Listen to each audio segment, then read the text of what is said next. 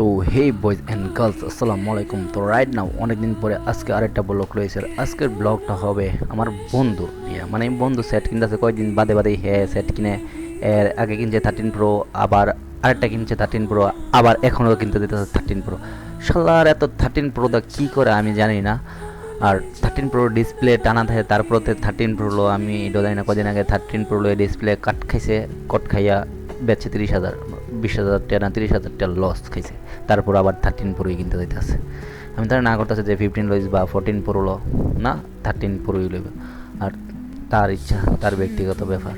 আর আমি তারা যেটা ভালো এটাই কইছি। আর আমি চালাইতেছি 15, অনলি 15। আর 15 প্লাস না ইয়ে না। আর টাকারগুলার একটা পারফিউম নিতেছে বসে বসে, মানে ফিল নিতেছে। আর আমি বলতেছি বন্ধু টাকাগুলো আমার দিয়ে দেয়, আমি একটা নতুন একটা ব্যবসা চালু করি। মানে দিস ইজ এ মানে নতুন বিজনেস, মানে একটা বিজনেস করার লাগে হেরা কইতেছে যে তুই ফোন কিনিস না, আমার টাকাগুলো দে, দিলে আমি একটা বিজনেস করি। আর তারা হ্যাঁ যে আর বোধ আমি বলতেছিলাম যে যদি তোর ফোনটা আমার ফোনটা যদি এক্সচেঞ্জ করতে পারি তাহলে আমি টাকাগুলো লইয়া আইসা পড়বো, আইসা বিজনেস করবো। মোবাইল আর চালাবো না, মোবাইল চালাই কী করবো, আমি এরকম একটা ভাব লইতেছি।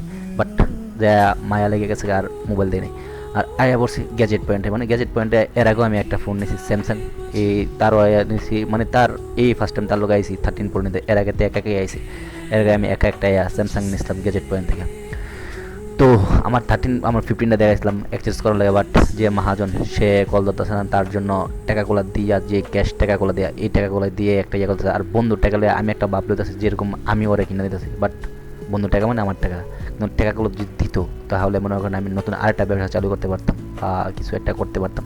শালা কয়দিন বাদে আবার এই টাকা মানে মোবাইল একটা লস দিয়ে আবার বেচবো, বিরাট বড় একটা লস দিয়ে মোবাইলটা বেচে সেটা আবার কয়েকদিন পরে আবার কিনবো 13 প্রোই কিনবো। 13 প্রো লাভার এক কথাই।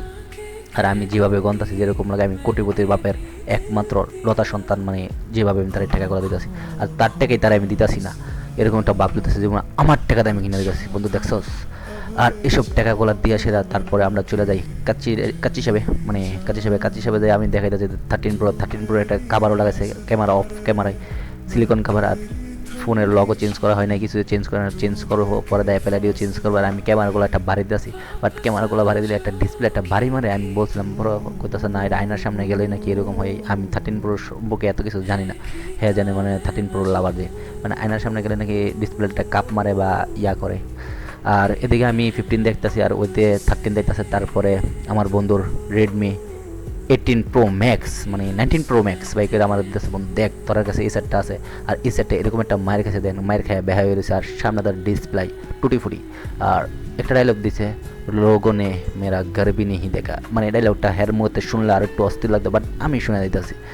তো এই কথা বলতে বলতে মনে করেছে বন্ধু দে আর সরম দিচ্ছে মোবাইলটা পকড়া রাইকা দিয়ে। আর পকড়া রাইকা দিতে দেয় আইসা পড়ছে আমাদের মানে বাদাম রস। আর বাদাম রস আস্তে আস্তে ওর লুক সামলাতে পারছে না, দিয়ে টান। আর আমি ক্যামেরা ধরছি, শর্মা আবার সরাই দিচ্ছে শালা লজ্জাবতী, মানে লজ্জাবতী বই। আর এদিকে আইসা বলছে সবার 3টা প্লেট কাচ্চি সাবের কাচ্চি। আর ওরা প্রথমে ফার্স্টে বলছিল যে এটা নাকি মজা না হ্যান তেন, তারপরে খেয়ে বলতেছে না মজাই। এর আগে নাকি কনে খেয়ে গেছে রাস্তার পাশে না ফুটপাতে না জানি না কনে খেয়ে গেছে, ওরাই জানে। তো অনেক নাকি গুস্ত টাইনা শিখতে পারে না, না কি করতে পারে না। বাট কাচ্চি সাবে গুস্ত ধরলে হাতে আসা পড়ে। তো ভিডিওটা দেখলাম, যদি ভিডিওটা ভালো হতো like and share, do subscribe and share তো বানতে হয় না বেবি। তো bye bye and take care, দেখা যাচ্ছে নেক্সট কোনো ভিডিওতে। চুম্মা।